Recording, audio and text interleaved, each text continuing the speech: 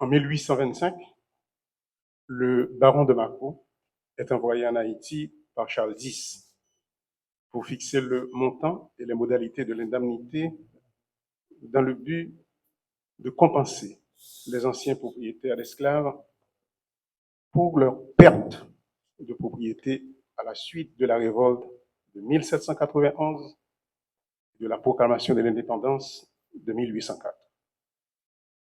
C'est un rapport qui nous a permis de mieux comprendre le contexte qui conduisit l'État monarchique français à imposer en 1825 à Haïti un lourd tribut de 150 millions de francs or. Juste une parenthèse, surtout pour le ministre de la Culture. En 1814, le roi Louis XVIII envoya 3 agents dans l'île d'Oxion-la-Vée, Gravéman et Franco Medina, pour traiter avec les Haïtiens sur leur retour sous la domination française. Tandis que le premier fut reçu par Pétion, Christophe fit enfermer le troisième comme étant coupable d'espionnage. Pendant 4 ans, il fut enfermé dans la prison du Cap. Après ce temps, on n'entendit plus parler de lui. Fermons la parenthèse. La publication du rapport Mâcon jette un éclairage sur un pan de notre histoire économique obscurci à dessein pour mieux asseoir dans les esprits un discours de pessimisme anthropologique. Certes, la mauvaise gouvernance, et d'ailleurs héritage d'aujourd'hui, les querelles intestines, les crises récurrentes, somme toute, les aléas d'un État en gestation ont retardé la structuration de son économie au détriment du bien-être collectif. Le prix du sang n'aura donc pas suffi pour libérer les Africains sur l'île de Saint-Domingue du joug de l'esclavage. Comme une forme de négation de notre contribution exceptionnelle à l'histoire de l'humanité, le nouvel État haïtien, né de la glorieuse bataille de Vertières du 18 novembre 1803, a dû se plier aux exigences de l'ordonnance de Charles X, parue le 17 avril 1825. L'indemnité de 150 millions de francs or imposée pour la reconnaissance de l'indépendance d'Haïti représentait 10 années de recettes fiscales pour ce territoire ravagé par la guerre et devait être payée en 5 ans à la Caisse des dépôts et de consignation pour le compte des anciens colons français. De plus, écoutez, chers amis, le ministre de la Marine, le comte de Chabrol, précise pour le porteur de l'ordonnance, en parlant au baron de Mâcon, d'insister que l'emprunt pour honorer l'indemnité soit réalisé en France. Cette sommation doit se lire aujourd'hui comme la réparation pour les préjudices causés aux colons par cette révolution de libération. Le baron missionné par Charles X arrivait en Haïti avec de savants tableaux lui permettant d'expliquer au président haïtien Jean-Pierre Boyer que l'indemnité exigée ne représentait pas grand-chose par comparaison aux pertes véritables des colons. Il avait surtout avec lui une solide canonnière, et c'est clairement sous la menace militaire que les dirigeants haïtiens acceptèrent le compromis proposé. Il nous faut toutefois bien situer les méfaits de la dette issue de cette indemnité scélérate de la matrice de contraintes au développement de cette économie de plantation, jadis florissante bien sûr, mais ravagée par l'effet des chocs de guerre. Christiane Taubira nous rappelle que cette indemnité n'est certes pas la seule cause des retards économiques et sociaux d'Haïti, mais elle a incontestablement constitué une ponction financière considérable, handicapant et limitant durablement l'accumulation de capitaux et la modernisation de l'appareil productif ici en Haïti. En effet, il faut situer la révolution haïtienne dans le contexte du commerce triangulaire qui constituait jusque-là une source significative de revenus pour les budgets des grandes métropoles européennes. Pour ce faire, un déplacement important de population, entre 11 millions et 12 millions d'Africains, s'est opéré dans les conditions les plus abjectes. De grandes compagnies de commerce, protégées par le pouvoir royal, assuraient la livraison des produits tirés des colonies aux ports européens. Le commerce de Saint-Domingue représentait le tiers du commerce de la France. Cette économie d'extraction contribuait à hauteur de 20% au PIB français en 1778. L'émancipation de cette nouvelle République noire y apportait un cran d'arrêt qu'il fallait vite réprimer pour éviter toute contamination des autres territoires. En fait, il fallait faire en sorte que les autres perçoivent l'expérience haïtienne comme le chemin à ne pas emprunter. Ce substantif, haïtianisme ou haïtianité, devait charrier aux yeux des autres rêveurs de liberté des images d'isolement, de pauvreté et de décadence. Donc, un exemple insignifiant, voire stupide. Et d'ailleurs, n'a-t-on pas souvent entendu des immenses tels, les Haïtiens n'étaient pas encore prêts pour la liberté.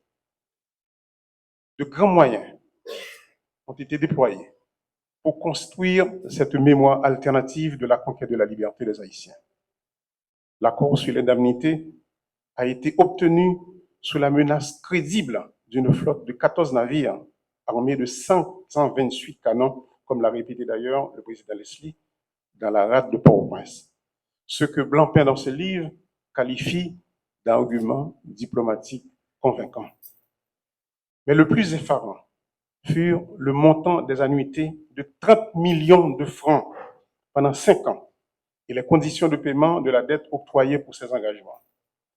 Une analyse sommaire des arrangements financiers pour l'octroi de l'emprunt révèle des photos roses recelant une volonté délibérée de dépecer cet État déjà affaibli par la guerre. L'État haïtien a dû recourir au marché financier de Paris pour la levée des fonds par l'émission d'obligations. Après plusieurs tentatives non fructueuses de mise en marché des obligations haïtiennes, à hauteur de 30 millions de francs pour la première annuité, elle fut finalement abjuguée le 3 novembre 1825. Le consortium Laffitte acheta l'emprunt à 800 francs pour chaque obligation de 1000 francs, émise bien sûr, soit 24 millions de francs. Les 6 millions restants furent versés par le Trésor haïtien à la Caisse des dépôts. L'expression « la double dette » dérive donc de l'ordonnance de l'indemnité à payer aux anciens colons, réduite à 126 millions, et la dette de l'emprunt due aux détenteurs des obligations de 30 millions de francs. Mais ce n'est pas tout, chers amis. Cet État exsangue devait aussi consentir une remise de 50% sur les droits de douane pour tout navire battant pavillon français. Ces ponctions sur les finances haïtiennes et l'isolement international concerté par les puissances étrangères auront largement handicapé l'insertion de l'économie haïtienne dans le grand commerce international et constitué des mécanismes néfastes à l'accumulation du capital ici en Haïti. Le consensus outre-Atlantique était d'étouffer dans l'œuf cette émancipation pour éviter la contamination de l'opinion dans les colonies jusqu'alors soumises. Haïti avait donné le ton. Il fallait le réduire au silence et surtout provoquer l'échec manifeste de pareilles démarches. Toute une stratégie d'isolement a été mise en place pour bloquer son acceptation dans le concert des nations et par voie de conséquence, sa capacité à valoriser ses ressources dans les échanges internationaux. De plus, les richesses produites et monétisées au niveau international par le truchement de puissances rivales sont frappées des injonctions de l'ordonnance de Charles X et phagocytées par la réduction de 50% des droits de douane pour les navires battant pavillon français Il fallait le répéter. Pour cet État-nation en gestation, à peine sorti des affres de la guerre, l'accumulation de capital devenait une chimère. D'autant plus que le cours du café, principale ressource du pays, avait chuté de 140 francs la livre en 1825 à 83 francs la livre en 1830. Tout compte fait, Haïti traînera ce fardeau financier pendant 125 ans. Il fallait déconstruire dans l'imaginaire de cette communauté d'hommes et de femmes de descendance africaine que cette liberté arrachée aux colonisateurs soit source d'une vie de paix et de prospérité partagée. La méthode la plus sûre de freiner la propagation de cette idéologie était de faire de cette terre de liberté un espace de pauvreté incapable même de nourrir sa population. Haïti devait être un État paria, simplement une illusion. Haïti ne devait pas être une appellation désignant un pays ou une nation, mais plutôt un nom renvoyant à la pauvreté, le dénuement, la désolation, malgré ses richesses, encore objet de convoitise des uns et des autres. Aujourd'hui, ce pari se gagne encore, avec certes la complicité de certains fils et certaines filles dénaturés de cette nation. Il y a donc là une réalité à assumer, celle d'une déconstruction programmée. Le rapport Mako nous rappelle donc aujourd'hui, à plusieurs niveaux, nous interpelle, plus aujourd'hui, à plusieurs niveaux, la nécessité d'installer une autre conversation avec la France, ce qui se fera bien sûr avec la commission mixte. De deux, l'obligation de mieux éclairer nos compatriotes et nos partenaires étrangers sur la vraie nature de la violence qui secoue actuellement les fondements de la nation. Et le 3, pour finir, l'urgence de travailler à l'instauration d'un imaginaire collectif à la lumière de la vérité de l'épopée de 1804, à la lumière de la vérité des sacrifices de nos ancêtres.